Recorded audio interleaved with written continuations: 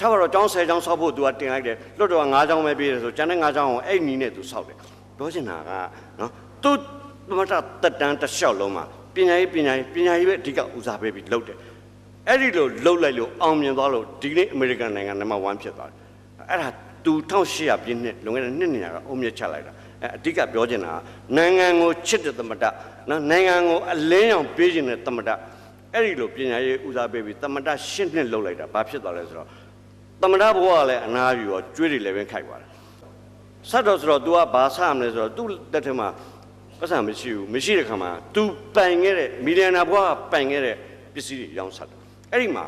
तू နေတဲ့တကယ်တန်းကြွယ်တတိပြောင်းနေတဲ့နော် तू ပိုင်ဆိုင်မှုရှိတဲ့အိမ်ကြီးခြံနဲ့ဝင်းနဲ့အဲ့ဒါကိုရောင်းပြီးကျွေးဆက်ပလိုက်အဲ့မှာကျွေးကြည့်ပါအဲ့တစ်ချက်စဉ်းစားကြည့်နော်နိုင်ငံကိုချစ်တဲ့သမထ10နှစ်လောက်တာအိမ်ပြုတ်တယ်နိုင်ငံကိုမချစ်တဲ့သူတွေရဲ့တိုင်းပြည်မှာညွန်ကျုပ်လောက်ဆို9လုံး10လုံးပိုင်နေအေး